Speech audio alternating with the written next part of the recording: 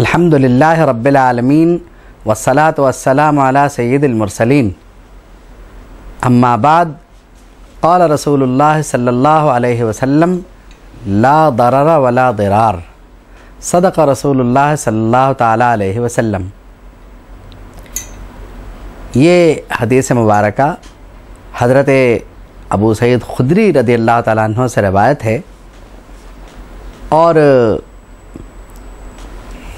ये हदीस मुबारका बज़ाहिर इंतहाई मुख्तसर है। इब्न माजा की हदीस है, बज़ाहिर बहुत मुख्तसर है, लेकिन इसके जो फ़वाइद हैं वो बेशुमार हैं। आप यूँ समझ लें कि बाज़ लोगों ने ये लिखा है कि यह हदीस ऐसी है जो उसूल फ़िक़्ह के ज़वाबित में से है। यानी इस हदीस में अगर सिर्फ ये हदीस पूरी तरह कन्वे कर दी जाए लोगों तक तो इस्लाम का सही फ़लसफ़ा लोगों के समझ में आ जाएगा कि इस्लाम इंसान के बारे में क्या नुक्ता नज़र रखता है। देखिए, एक बात ये तय है कि इंसान अल्लाह की मखलूक है और अल्लाह अपने मखलूक के लिए ज़ालिम नहीं है। फरमाया वमा रब्बुका बिज़ल्लामिल लिल अबीद, के बेशक आपका रब अपने बंदों के लिए ज़ालिम नहीं है। यानी जुल्म वहाँ से नहीं होता। इसीलिए क़वानीन जो भी उतरते हैं वो इंसान के फ़लाह के लिए उतरते हैं। शर्त यह है कि हम उस पर अमल करें। अब अमल किए बग़ैर हम फ़लाह के तवक्को करें तो ये बड़ा मसला है। फिर ये भी हम सोचना शुरू कर दें कि हम इम्तहान कोई नहीं देंगे, फ़वाइद हमें वो सारे हासिल होने चाहिए जो तालीम याफ्तगान को हासिल होते हैं। ये भी मुमकिन नहीं है। अल्लाह फरमाता है सूरह अनकबूत के शुरू में अलिफ लाम मीम अहसिबन्नासु अन युतरकू अन यक़ूलू आमन्ना, क्या उन्होंने ये गुमान किया कि आमन्ना यानी हम ईमान लाए, ये कहने की वजह से वो छूट जाएंगे। वहुम ला युफ्तनून, और उन्हें आजमाया नहीं जाएगा। ये तो मुमकिन नहीं है। मतलब कि ये तय हो गया कि आप अगर ईमान लाएं तो अब आपको आजमाया भी जाएगा, तो आप आजमाइश के लिए भी तैयार रहिए। अब आजमाइश के दो मरहले हो सकते हैं, या तो आपकी आजमाइश पहले हो जाए ज़िंदगी के पहले हिस्से में, या आखिरी हिस्से में आपको आजमा लिया जाए, जो भी हो। और आजमाइश का मेयार भी बता दिया गया कि क्या होगा। वलनब्लुवन्नकुम बिशैइन मिनल खौफ़ि वल जू'i व नक़्सिम मिनल अम्वालि वल अनफ़ुसि वस्समरात, के बेशक हम तुम्हें आजमाएंगे खौफ के ज़रिए, भूख के ज़रिए और तुम्हारे मालों में नक़ाइस के ज़रिए, तुम्हारी जानें लेकर, तुम्हारे बागात में नुकसान करके, ज़ाती करके भी आजमाया जा सकता है। ये भी एक अलग बात है। तो आजमाइश और चीज़ है, आजमाइश पर करना पड़ता है सब्र, ये और चीज़ है। फिर फरमाया कि ये सिर्फ इन्हीं के साथ नहीं है, वलक़द फ़तन्नल्लज़ीन मिन क़ब्लिहिम, इनसे पहलों को भी हमने इसी तरह आजमाया है।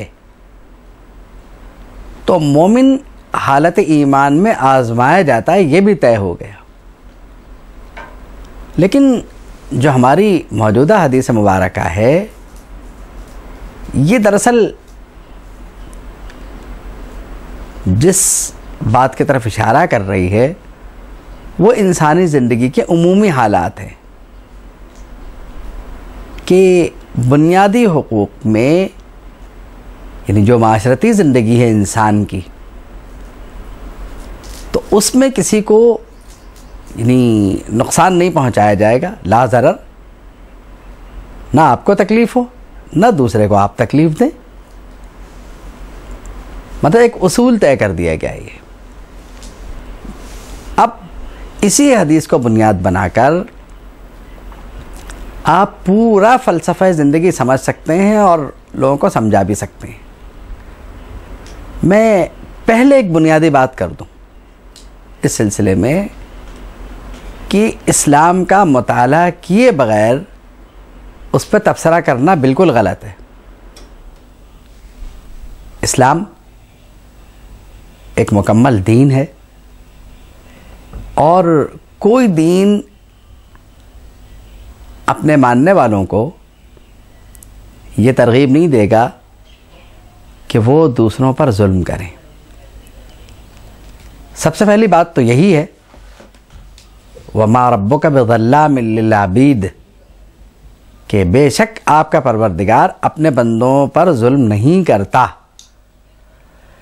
इसलिए बंदों को भी देखिए, अल्लाह का तो इंसान कसूरवार है, तो अब किसी कसूर की बुनियाद पर गिरफ्त हो जाए तो बात अलग है, लेकिन जहाँ तक इंसान का इंसान से ताल्लुक़ है तो इस ताल्लुक़ के नतीजे में कुछ हुकूक दूसरों के हम पर हैं और कुछ हुकूक हमारे दूसरों पर हैं। तो इन हुकूक की अदायगी के मामलात में नुकसान की सूरत नहीं होनी चाहिए। और ज़ाहिर बात है कि ये एक ऐसी सूरत है कि जो बहुत ही यानी लेन देन का मामला अगर है तो बाज़ औक़ात बहुत सारे मसाइल का सामना होता है। आप यूँ समझ लें कि आपने किसी से काम ले लिया, अब आप उसे उजरत नहीं दे रहे, तो आपने तो फ़ायदा उठा लिया लेकिन आप उसे नुकसान पहुँचा रहे हैं। इस हदीस के तहत ऐसे ही मामलात आते हैं कि आपको ये नहीं करना है, क्योंकि आप मुसलमान हैं तो आपको कानून पे अमल करना है। इसीलिए हुक्म हुआ कि ये जो उजरत है ये पसीना खुश्क होने से पहले दे दो। चुनाचे ताकि उसको जो मज़दूर है उसे नुकसान ना पहुँचे। और ग़ालिबन इसी उसूल को मद्देनज़र रखते हुए आम तौर पर जो कायदा इख्तियार किया गया वो यही है कि महीना ख़त्म हो जाए तो मुलाज़मीन को तनख्वाहें दे दी जाती हैं कि जाइए घर का गुजारा कीजिए अपना। उसूल तो यही रखा गया कि पहले काम ले लेते हैं फिर वो पैसे देते हैं, लेकिन देने के वक्त में आपको पाबंद रहना है। आप ये नहीं कर सकते कि काम तो आप ले लें पैसे ना दे, आपने तो फ़ायदा उठा लिया, उसे आप नुकसान क्यों दे रहे हैं। तो ये उसूल जो है ये जहन में रखना बहुत ज़रूरी है। आपने निकाह कर लिया, अब महर या आप माफ़ करवाने के चक्कर में क्यों, ऐसा क्यों? आप महर दीजिए, इसलिए ये औरत का हक़ है। और अब आप महर देने की बजाय आप उसे माफ़ करवाना चाहते हैं, यानी आप उसे नुकसान पहुंचा रहे हैं। तो ये नुकसान पहुंचाने का आपको हक़ नहीं है। मतलब ये है कि इस्लाम फ़रीक़ैन का, यानी दोनों पार्टीज़ का ख्याल रखता है। जिसने फ़ायदा उठाया उसे ये तरगीब है कि जिससे फ़ायदा उठाया गया उसे तकलीफ़ ना दो, और एहसास ज़िम्मेदारी भी दिलाता है इस्लाम कि अगर तुम्हारे ज़िम्मे कोई काम लगाया, तुमने वादा कर लिया, तो अब उस काम को न करके दूसरे को तकलीफ़ ना पहुँचाओ। हमारे दफातर की हालत अगर आप देखें तो हमारे दफातर में जो काम जिनके ज़िम्मे लगाया गया वो नहीं करते, अगर वो नहीं करते तो इस हदीस के तहत वो गफलत के मर्तकब होते हैं कि दूसरों को उनकी वजह से तकलीफ़ हो रही है।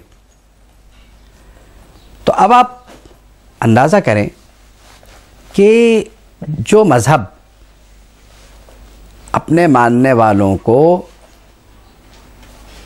इतने सख्त तरीक़े से ताकीद करता हो और इतने अच्छे अंदाज में एहसास ज़िम्मेदारी उन्हें याद दिलाता हो, वो कैसे किसी दहशतगर्दी या इंतहा पसंदी को सपोर्ट कर सकता है? सवाल ही पैदा नहीं होता। जब वो कह रहा है कि ना आपको किसी की वजह से तकलीफ़ हो, ना किसी को आप तकलीफ़ पहुंचाएं, तो बुनियादी तौर पर यहाँ मामूली से मामूली दहशत की भी नफ़ी हो गई, बड़ी दहशत तो बहुत बड़ी बात हो गई। यानी इस्लाम अपने मानने वालों को कैसे ये तालीम दे सकता है कि वो जाने लें लोगों की, इसलिए कि वो तो तकलीफ़ का कायल है ही नहीं। वो तो हैप्पीनेस फॉर ऑल पे यकीन रखता है कि खुशी सबके लिए है, हर एक को खुश होने का हक़ हासिल है, लेकिन उसका एक दायरा-ए-कार मुकर्रर है। वो कैसे होगा? हर एक को खुशी सिर्फ उस वक्त फराहम हो सकती है जब आप वो हुकूक अदा कर दें जो दूसरे के आपके ज़िम्मे लगते हैं। क्योंकि अगर आप ये नहीं करेंगे तो फिर तकलीफ़ दूसरे को पहुंचेगी और इस तरह माशरे में जराइम का रेशो बढ़ेगा और चीज़ें बढ़ेंगी। क्योंकि दूसरे को जब नुकसान पहुंचेगा तो उसका एक रिएक्शन होता है, एक रद्द अमल होता है। तो उस रद्द अमल को रोकने के लिए इस्लाम ने इंसान को पाबंद किया है कि न तुम तकलीफ़ पहुंचाओ किसी को, न तुम्हें कोई तकलीफ़ पहुंचाए। मैं एक मिसाल और अर्ज़ करता हूं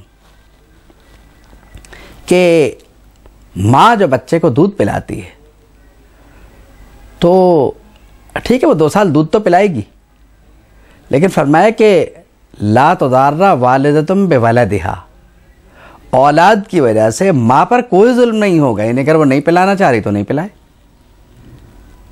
वला मौलूदुन लहू बिवलदिही, और ना ही औलाद की वजह से बाप पे जुल्म होगा। वालल वारिस मिस्लु ज़ालिक, और वारिसों का भी यही हाल है। यानी किसी की वजह से किसी पर जुल्म नहीं होगा। ठीक है, परवरिश की जिम्मेदारी है, लेकिन अगर माँ दूध नहीं पिलाना चाहती बच्चे को तो उसे मजबूर नहीं किया जाएगा। और बाप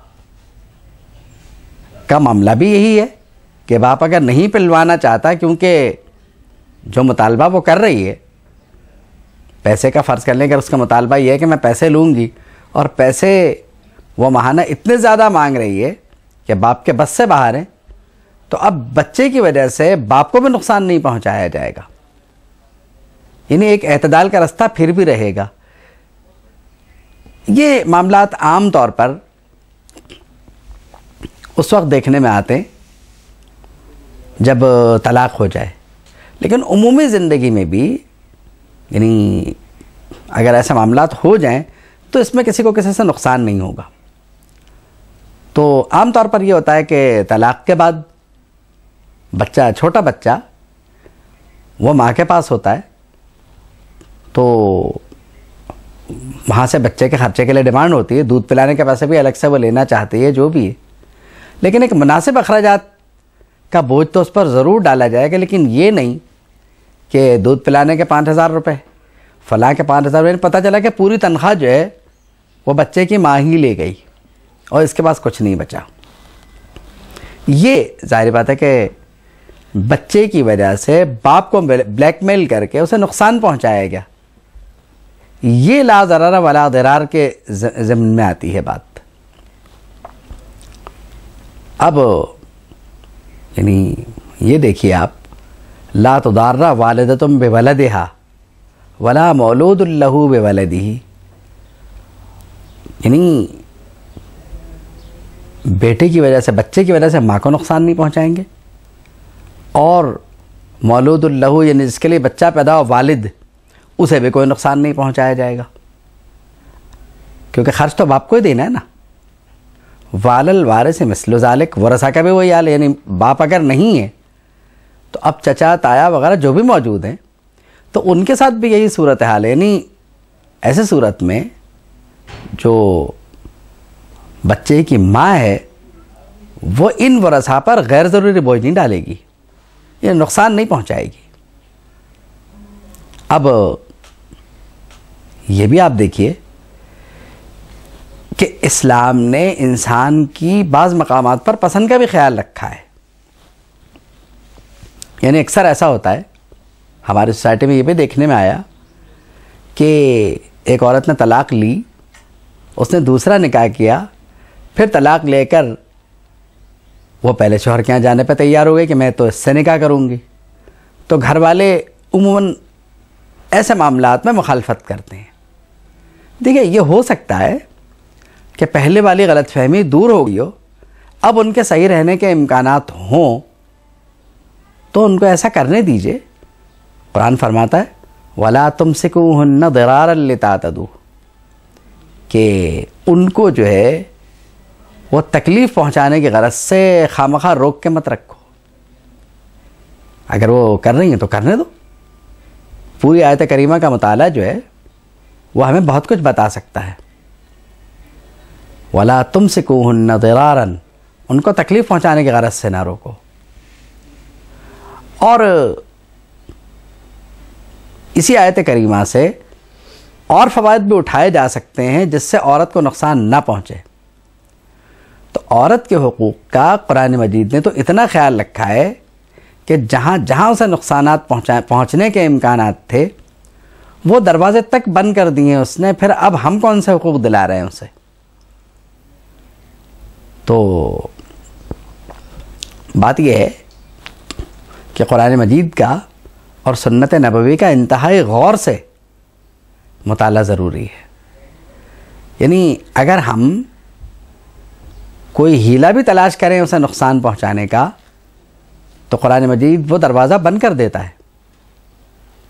यानी आप ये देखिए कि औरत से मर्द को अगर कोई नुकसान पहुंच सकता हो तो ये बात तो शायद किनाए में आती हो, लेकिन औरत के जहाँ भी मामला आते चूँकि उसे कमज़ोर करार दिया गया तो उसकी भरपूर हिमायत करके और बिल्कुल ज़ाहिरी हुक्म यानी नाजिल फरमा दिया और ज़ाहिरी हुक्म इरशाद फरमा दिया कि ख़बरदार इसे तकलीफ़ पहुँचाने की कोशिश पे ना करना, इसको तकलीफ़ पहुँचाने की ज़रूरत ना करना।